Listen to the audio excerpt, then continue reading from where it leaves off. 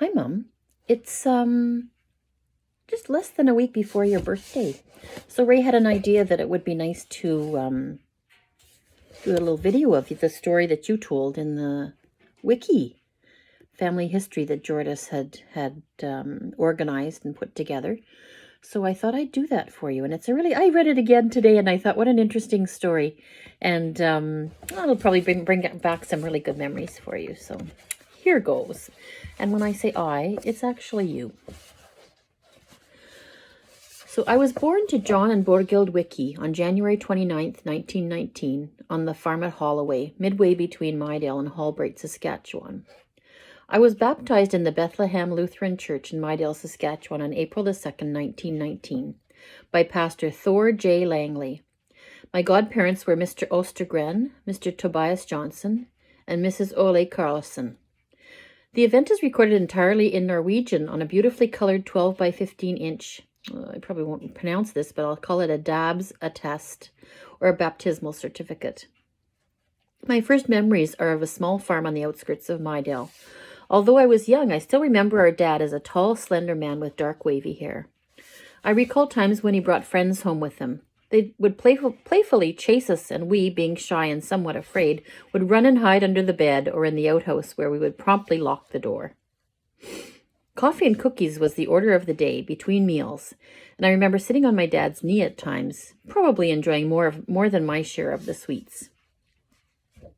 We girls must have been a lively bunch, as I recall chasing the chickens around the yard for fun, climbing trees across the road in a grove there, and hauling tubs of water from the pump to the pasture to drown gophers out of their holes. Oh, I remember when we did that in Saskatchewan, and I bawled my eyes out when we were snaring them. I don't know if you remember that. I must have given the folks many anxious moments, as I remember digging in this ash pile and severing a tendon on a piece of glass, which left me with a crooked finger. Another time, I came to my mother bleeding profusely after peering into a broken jar, and I was left with a permanent scar on my forehead. At a friend's birthday party, I remember blacking out after a fall from a swing and coming to in a bed with a terrific headache. These headaches continued to plague me throughout my young life. You probably had a concussion. I also recall nearly choking to death while eating flour by the teaspoonful. Mother rushed to the rescue with a glass of water. There were many good times, too. Mother's friends, Myrtle and Amy Carlson, would take Mabel and me with them to the Saturday night silent movies, to the annual summer fair, or to stay overnight with them at their farm. Treats were rare for us, so ice cream cones on the way to Sunday school, or our stockings at Christmas brimming with candy, nuts, and oranges were very special. Because there was no kindergarten in those days, I started school in grade 1 at the age of 6. It seemed like a long walk to the other side of town, although I was accompanied by my friend Melba Hoipkamir. I'm sure I pronounced that wrong. One incident that stands out in my memory about that first year at school was the day the teacher called Woodrow Martinson and me to the front of the room and announced that we were the smartest boy and girl in the class. That's a pretty special memory. Because of my shyness, I remember being embarrassed instead of being proud of my accomplishment. It was a beautiful day, a beautiful summer day in July 1926 when Mabel and I were playing in the hay rack out by the barn, that someone called to us to come into the house. Many family friends were there, and Dad was lying on the bed, fully clothed. I remember sitting on Hattie Lacqua's knee when they told me he had died. This was something I did not fully comprehend, as I was only 7 years of age. I have no recollection of the funeral, but I remember visiting the gravesite when I was young. Before school started in September of the same year that my dad died, we moved to Halbright to live with Fred Olson, who was the section foreman with the Canadian Pacific Railway. He'd been a friend of the family for some time, and I recall him visiting the folks when we lived in Mydale. I believe the reason this stands out in my memory is because Fred drove a Model T Ford, which was a novelty in those days. And he wore a nice dark suit with a white shirt and tie. Picture, if you can, a bachelor, 39 years old, suddenly finding his household overrun with 5 children, aged 1 to 11 years, and a female housekeeper. I know Mother pitched right into the full house cleaning operation. To this day, I've never seen anyone hanging wallpaper on a ceiling with such skill and dexterity. My goodness. When Mother and Fred were married the following year on August the 3rd, 1927, one could say we had undoubtedly passed the test. We 5 continued to carry the surname Wickey, which at times became the subject of some confusion. I must admit we all felt an utmost respect for Fred, and still I cannot recall him having scolded us at any time. Needless to say, it was a household with everyone pitching in. The folks still carried on a small farming operation with cows, chickens, and a huge garden. As we grew older, we all took turns at our chores. I despised herding cows along the railway on a Saturday morning, planting potatoes in the spring and picking potatoes in the fall. Churning butter, making bread, and making homemade ice cream seemed much more rewarding. On Saturday, the entire house was scrubbed and dusted from top to bottom, while Jordis and Margaret did the baking. Although Mother was only 19 when she arrived in Canada as a bride from Norway, she brought with her a wealth of knowledge about Norwegian cookery. After the folks bought a beautiful oak piano, Jordis and I took lessons from Mrs. Crow, a neighbor lady. Jordis became very proficient. I can still hear her playing the melody Falling Waters so beautifully. Although I played well enough to manage the old pump organ at Sunday school, I believe I just suffered through the learning process. With 4 girls in the family, the Singer treadle sewing machine was never idle. Practically everything we wore or used around the house was home sewn. The 100-pound flour sacks became tea towels, tablecloths, pillowcases, bed sheets, petticoats, and bloomers. All our quilts were patchwork with hand-embroidered feather stitching. They were filled with our own sheep's wool, which had been carefully washed and carded by Mother. I have 2 quilts Mother gave me many years ago that are still in use today. This was 1980, was when we were finalizing this family history. So that's a few years ago, like 40. Christmas was a very special time with a huge fir tree adorning the living room, loaded with decorations that included dozens of wax candles and clip-type holders, which we lit in the evenings. The flames were beautiful as they flickered and sputtered when the wax melted, but what a risky practice this was. Each Christmas, Santa would bring Mabel and me a new doll, fully clothed. Near Christmas time, Mother began sewing behind closed doors. Mabel and I would peek through the keyhole for a sneak preview. And as if that wasn't enough, we later continued a search until we found said dolls and admired them long before Santa's arrival. Mother's sewing talents must have rubbed off on me, because it's been one of my main interests throughout the years. I can still picture the first dress I sewed for myself when I was 14 years of age. You know, Mom, me too, because I remember that first dress that I made. It was like a midi, I think they called them, maybe below the knee. And I wore that to school, and I was so proud of having that. And that, came from all of your girls who carried on the sewing thing, eh? Neat. Practically all of our fun was self-made. In good weather, most of the young people in town would gather in the schoolyard in the evenings and play Run My Good Sheep Run, Kick the Can, or Red Light. On a Saturday night, we'd gather at the tourist camp, build a huge fire, have a sing-song, and roast wieners and marshmallows. If we had no money, we'd steal corn from someone's field or even roast potatoes. I sometimes think how lucky we were not to have burned the whole tourist camp to the ground.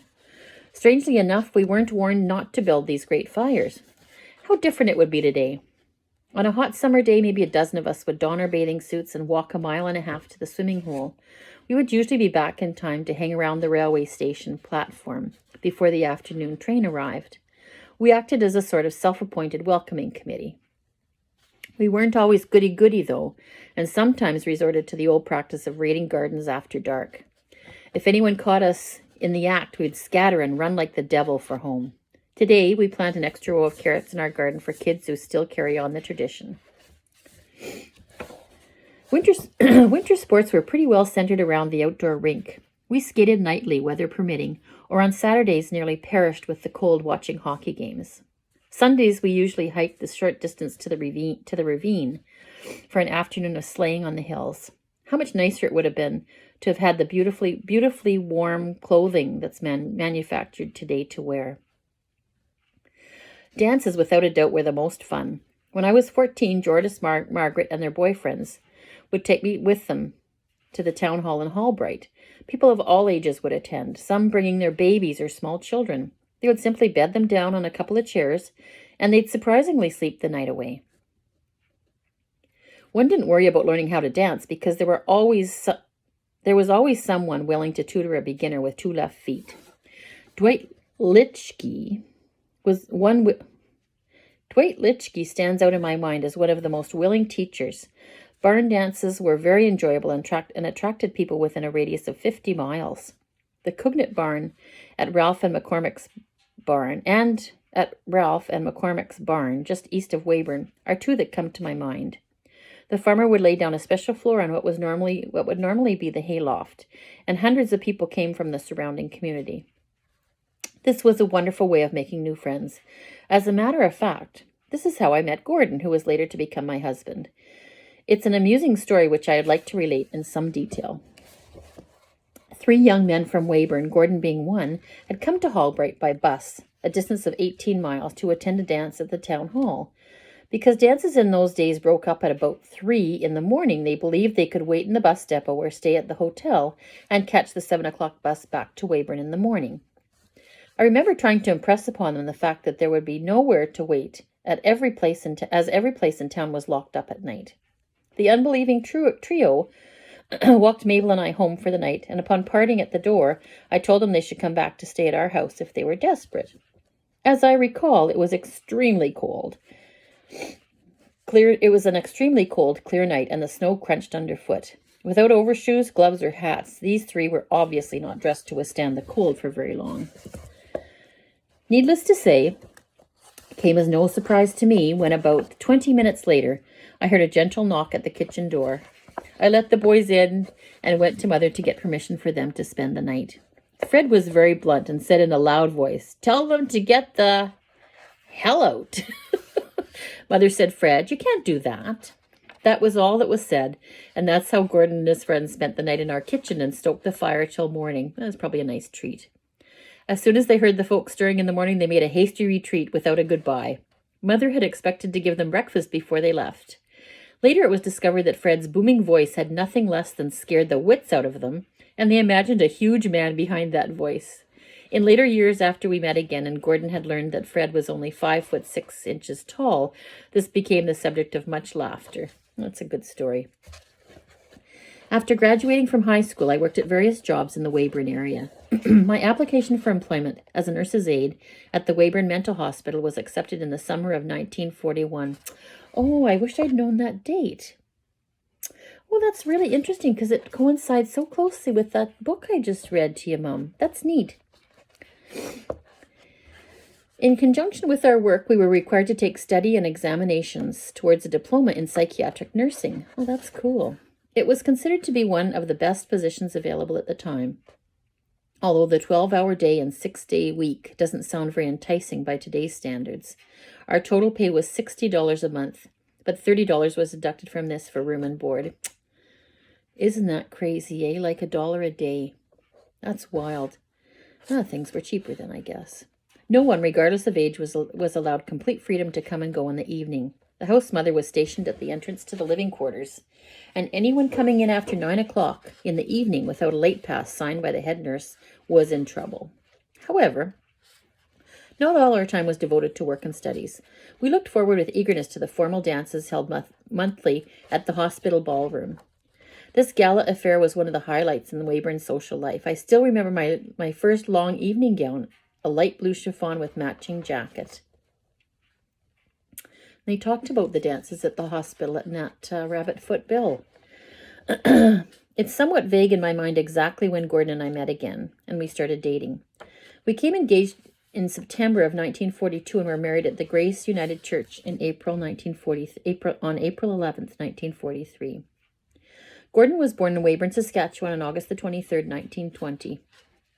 He was the second eldest of 3 sons born to William John and Lillian May Springer. After graduating from Weyburn Collegiate Institute with the Senior Matriculation Diploma, he joined the Air Force in 1939 as an airframe technician. After basic training in St. Thomas, Ontario, he was stationed at No. 10 Service Flying Training School in Dauphin, Manitoba. This is where we made our first home. We were very comfortable in a 2-bedroom, fully furnished bungalow and paid a reasonable rent of $25 a month. Wow. Many of the servicemen's wives, myself included, donated our spare time doing volunteer work at the Hostess Club in Dauphin. This was a center where servicemen could drop in to relax and enjoy some home cooking. Raymond was born in Dauphin General Hospital on November 11th, 1944. He weighed in at a normal 7.5 pounds, and from that time on helped fill my days. In August 1945, after VJ Day, victory over Japan, Gordon received his discharge from the Air Force. The following month, he accepted a job as a locomotive fireman with the Canadian National Railway, working out of Saskatoon, Saskatchewan. Oh, I'd forgotten that. Gordon's days became a constant round of waiting for a call, going out on a trip at any hour and returning the following day. Catching up on sleep and waiting for the next call meant that our social life had come to a complete standstill. Because all the locomotives were hand-fired in those days, getting rid of the coal dust embedded in his clothes, hands, face, and hair is a story in itself. While we were living in Saskatoon, Gordon's mother, after a short illness, passed away on March the 2nd, 1946, at the age of 51. We missed her a great deal as she was very kind and cheerful. She loved Raymond, her first grandson, dearly. That's too bad. No, none of the other kids got to see her. In April of 1946, Gordon received a letter inviting him to rejoin the armed forces. Although the wages with the railway had been very good, we decided it was not the kind of life for us. Gordon rejoined as a corporal in May of 1946. He was stationed in Winnipeg, and once again, the house hunting began. Immediately after the war, couples with children were being severely discriminated against, so this was no easy task. After much searching, we found a 3-room, second-floor apartment. It seems incredible now that during the post-war period, in order to obtain a refrigerator and washing machine, we were required to put our name on a waiting list with no choice as to kind or size.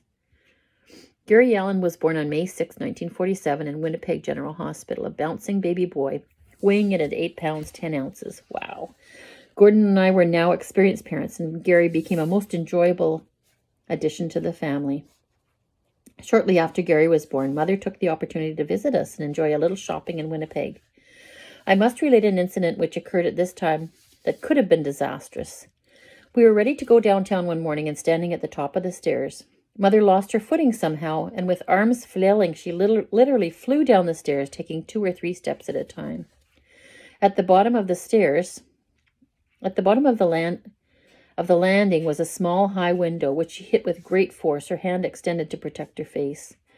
She then fell full length to the right down the last 2 steps. Wow. Luckily, she suffered only a minor cut to the bridge of her nose and multiple bruises. She had broken her glasses and both heels off her shoes. My goodness. After taking 15 minutes or so to compose herself, we set out again, this time with glasses in hand. Eaton's provided good service by having them repaired by afternoon. Mother vowed she would never tell Fred what had happened because it might upset him, and to this day I don't know if she ever did. In June of 1947, Gordon was transferred to Rivers, Manitoba, a small community north of Brandon, with a population of about 400. What little accommodation there was available had been snapped up by the advanced party, so things looked pretty grim. Never say die. Some enterprising person introduced to us what was called a prefabricated home. The walls, roof, floor sections, windows, and doors were pre-built in a factory in Winnipeg, then transported by truck to the site and erected on your own foundation in 8 hours. That's wild, eh? Flooring, shingles, siding were supplied, but this work was your own responsibility. The cost of a town lot to servicemen was $1, a subject of some irritation to some local civilian homeowners. There were about 8 families who bought these prefabs, and together they spent the summer putting in as many surface foundations. The home we chose and named the Salt Box was 22 by 24 feet. That's like a garage these days, eh? Isn't that wild? The total cost was $1,695. Gordon had been in Rivers since July, and the boys and I moved into our new home in September. Once again, we were without water and sewer, so the inevitable outhouse took shape at the back of our lot. Oh, you moved in September. You got to get that in pretty soon because it's going to get cold. We carried water from a neighbor's well about a block away. Our main source of heat was an oil-burning space heater, which that first winter we found was to be totally inadequate. I can remember wearing boots to keep my feet warm and nailing blankets over the windows during winter storms. Gary, only 7 months old, came down with pneumonia in late December. This must have been when we decided that a basement furnace was a necessity. In order to accomplish this, Gordon would crawl through the window in the surface foundation into the hole below and shovel gravel out the window. By February, the hole had reached the proper proportions, and spurred on by success, we chose a spot to continue on down and created our own well below the basement floor level. Because I was smaller than Gordon, I was relegated to the bottom of the hole while Gordon pulled up the full pail. We celebrated striking water at about 20 feet. As a result of our efforts, we now enjoyed a basement, a well of our own, and a chemical toilet vented to the chimney. That's amazing, eh? Okay, I think I'm going to break it right now. Hi, Mom. So it's Tuesday before your birthday. Happy birthday in a few days. It's cold here today. We actually had snow on the weekend, like about 2 centimeters. And it hasn't melted yet. I think it snowed on Saturday night. And it hasn't melted yet. So there's a little bit of skiff of snow, and it's kind of rainy. And I think our high today is like 4. So kind of chilly for this area of the country. Anyway, let's get back to the book, or your story from the family history. And finish it off. We must have been living pretty close to the poverty line. In order to pay the property tax, a mere $60 a year, wow, Gordon took his annual leave and worked with a construction crew that extended the runways at the airport. He was also involved with construction of the community skating rink and theater in the town of Rivers. In July, Jordis and Ingvald drove up from New Rockford, North Dakota on some pretty bad gravel roads. They brought Mother, Fred, and Karen, who were visiting them at the time. Although some of us had to bed down in the local hotel, it was a most enjoyable surprise visit. Our poverty must have been quite evident, as both Jordis and Mother must have rushed home, and each sewed me a dress which they mailed to me promptly. In August 1948, Raymond, nearly 4 years old, became very ill. He ran an extremely high temperature accompanied by abdominal pain. Within 48 hours, he had lost the use of his legs. We suspected polio, and the doctor suggested we take him to the Children's Hospital in Winnipeg for tests. Our fears were confirmed, and Raymond's next 6 months were spent in the hospital receiving the Sister Kenny treatment consisting of hot foments and physiotherapy. What a challenge for a kid that age, eh? In view of the fact that Raymond would be needing outpatient care for up to 5 years, Gordon received a compassionate transfer to Winnipeg in 1949. We sold our house in Rivers, and having doubled our initial investment, we bought a modest 2-bedroom bungalow on Amherst Street in Winnipeg. It was a definite step up in the world to once again enjoy the convenience of a telephone, bathroom, a fenced-in backyard, and a city bus for transportation. Our stays here was to be short-lived, though, as the government had started building housing for servicemen adjacent to the airport. Our prime reason for selling and moving after only 18 months into what generally became known as PMQs, or permanent married quarters, was the fact that Raymond would be transported to and from school by Force's bus. Because of his disability, this had been a subject of much concern for us. After selling our house, we were able to buy Gordon his first car, a 1948 Plymouth, and a Singer sewing machine for myself.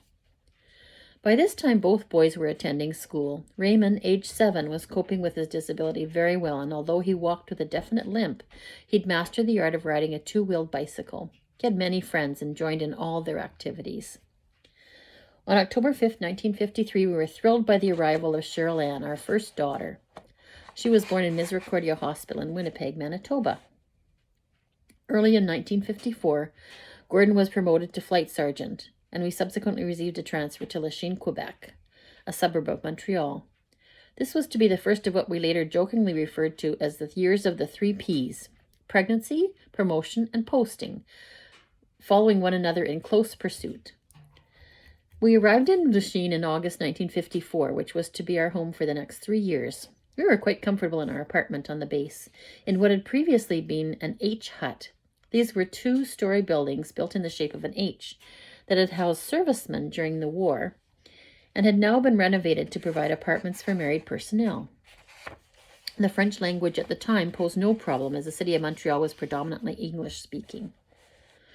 We received our first fright one afternoon when we learned that Gary on his way home from school had been pushed in the path of a city bus. The front tire had run just far enough up on the heel of his shoe to trap him. Luckily, he suffered only 3% disability. The ensuing court case was not settled until 5 years later because of lack of space available in the courts. About this time, we were having problems with Raymond's legs. The boot on his bad foot was now being built up an extra 4 inches. To correct this, he underwent 2 major operations to slow the growth of his good leg, allowing the other to catch up and hopefully equalize the length at about the age of 16. These operations were a complete success thanks to the most competent orthopedic surgeon at the Royal Victoria Hospital in Montreal. In 1957, we entered the second phase of the year of the 3 Ps. Gordon received his commission with the rank of flying officer. He was posted to Rockcliffe Air Base in Ottawa, Ontario, arriving on July the 1st, 1957. And Joanne Beverly, moi, was born 6 weeks later on August 25th. Once again, we were comfortable in the protected environment of permanent married quarters at the air base. The indoor skating rink, swimming pool, fully equipped rec center, and social life at the officers' mess combined with our necessary activities kept us very busy and happy. In June 1961, at the age of 16, Ray underwent his 3rd major operation in Ottawa's Civic Hospital to stabilize the ankle of his bad foot. This meant he would no longer need the cumbersome steel brace he'd been wearing for about 10 years. With the birth of Sandra Lynn in September 1960, Gordon's promotion to flight lieutenant, and a posting to the Middle East with the United Nations Forces in El Arish, Egypt, one could say we had accomplished the 3rd and final phase of the 3 Ps. Gordon managed to have his posting postponed until the following year. Because I was not allowed to remain in married quarters, we made arrangements to move the family to Winnipeg. Isn't that just the silliest thing, eh, Mom? I always thought that was weird. Gordon left for the Middle East in August 1961, returning to Canada in July 1962. We had hoped to remain out west, and therefore were disappointed when we heard we were to be stationed at RCAF Station Uplands in Ottawa. In the summer of 1966, Gary, following in the footsteps of his father, joined the Royal Canadian Air Force and proceeded directly to Saint-Jean, Quebec for training. Ray received his Bachelor of Arts degree in French from Carleton University in 1966 and flew to Paris, France, where he accepted a teaching assignment for 1 year. In March 1967, I spent 1 month with Raymond in Paris and also visited friends in Marville, France, Zweibrücken, Germany, and Rome, Italy. Ray and I managed to take a most enjoyable sightseeing tour of London, England during the Easter vacation. Spending 1 week at Expo 67 in Montreal with Gordon and the girls the following May was a perfect complement to my recent overseas holiday. Gordon retired from the RCAF in April 1968 after 28 years of service and accepted a position in personnel with the federal government. In June of the same year, we bought the home in which we are now living. Since 1971, we've welcomed 2 daughters-in-law and 6 grandchildren into the family circle. During the past 10 years, our travels have included such fascinating places as Masset, British Columbia, located on the northern tip of the Queen Charlotte Islands, a 3-week holiday in Bermuda, the 1974 hockey series in Moscow, and several winter breaks in Florida. We suffered a great loss when Fred passed away in September 1977, and Mother in February 1978. Because of Jordis's research into the family history, we discovered a cousin, Harriet Wickey, living in Cannon Falls, Minnesota. In the fall of 1979, we enjoyed a trip to the area to meet her and tour the area where our natural father was born. Brother.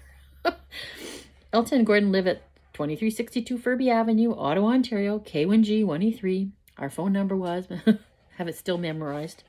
And there were 5 children. Raymond Murray Springer, Gary Allen, Cheryl Ann, Joanne Beverly, Sandra Lynn. Raymond Murray was born in Dauphin, Manitoba on November 11, 1944. He contracted polio in August of 1948. After 6 months of treatment at the Children's Hospital in Winnipeg, Manitoba, and 5 years of physiotherapy as an outpatient, was left with a disability described as extreme paralysis of the left hip and lower left limb.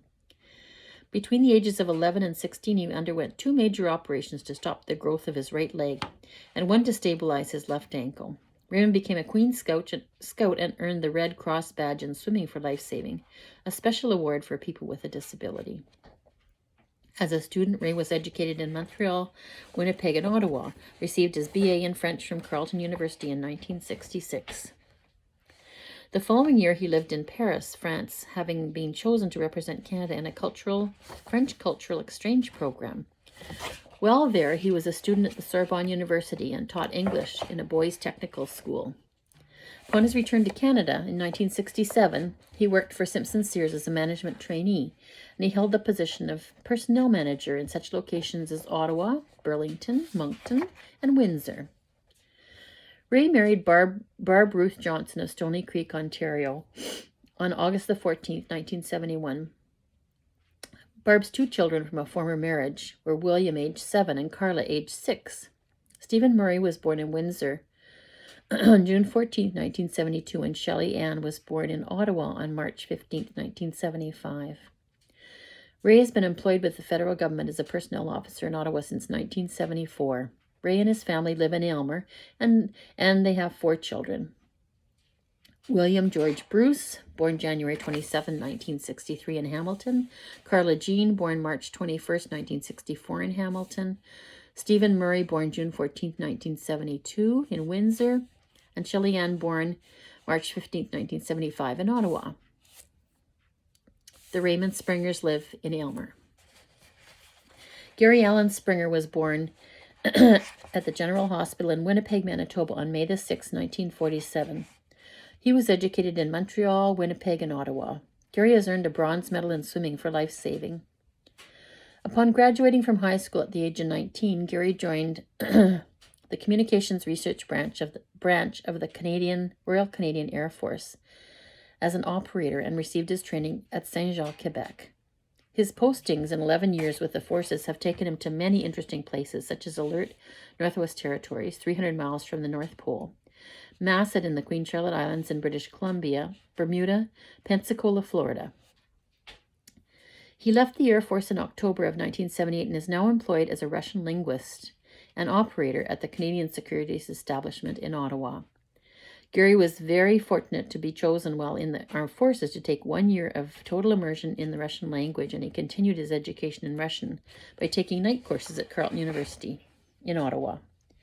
Gary and Brenda Reimer were married at Masset, BC on October 10, 1971. They now live in Aylmer and have 2 children. Michael Gordon Springer, born May 23, 1972 in Hamilton, Bermuda, and Alina May Springer, born March 3, 1976 in Ottawa. Cheryl Ann Springer was born October 5, 1953 at Misericordia Hospital in Winnipeg, Manitoba. She was educated in Winnipeg and Ottawa. Upon graduating from high school in Ottawa, Cheryl received an award as an Ontario Scholar, over 80% in 6 subjects. She was fortunate to visit the World Expedition in Osaka, Japan in 1970 with ship's school tours. Cheryl received her BA in English from Carleton University in Ottawa in 1974 and is presently employed with the Bank of Nova Scotia in Ottawa and was previously employed by Sears until January 1974. Joanne Beverly Springer, moi, was born August 25, 1957 at Saint Louis de Montfort Hospital in Ottawa. She received her entire education in Ottawa. Music's been one of Joanne's interests, having studied flute from age 12 through high school. Joanne was a member of the Ottawa Central Band, the Summer Orchestra, the Canterbury High School Band for 5 years. In 1975, the Canterbury Band participated in and won a silver medal at the International Music Festival in Bermuda. She also holds a Merit Award in Music for 1973 to 74. Joanne graduated from Carleton University in 1979 with a BA in English. Joanne and Richard Ranowski were married on June 14, 1980 at the Immaculate Heart of Mary Church on Alta Vista Drive in Ottawa. Richard was born to Jan and Sophie Ranowski in Okocim, Poland on April 1, 1955, and came to Canada with his parents in 1959. Richard completed his high school education in Ottawa and has earned 2 university credits. Present time, he's a produce manager at Britannia IGA store. And they live on Prince of Wales Drive. Oh, we did then anyway. Sandra Lynn Springer was born in Ottawa at the Civic Hospital on September 13, 1960. She was educated in Ottawa. And Kingston, actually, too, I guess, eh? In 1975, she played clarinet in the Canterbury Band and enjoyed a 5-day tour to the International Music Festival in Bermuda, where they won a silver medal. Joanne also holds the Merit Award in Music. Sandra also holds the Merit Award in Music for 1974 to 75. In 1977, Sandra flew to England with a group of fellow students and teachers for the most enjoyable tour of London, Windsor Castle, and Stonehenge. On their return flight, they visited Brussels in Belgium. That'd be neat. She graduated from grade 13 in 1978 and is now a third-year student of commerce at Queen's University in Kingston. And that's the story that you submitted to the family history. The family history that Aunt Jordan was putting together. It's a pretty good summary of us. Hope you enjoyed that, Mom. And I will try to talk to you before your birthday, but if I don't have a great birthday, I hope you get some good cake. I hope you enjoyed the chocolates I sent you too. So anyway, have a good week. Bye.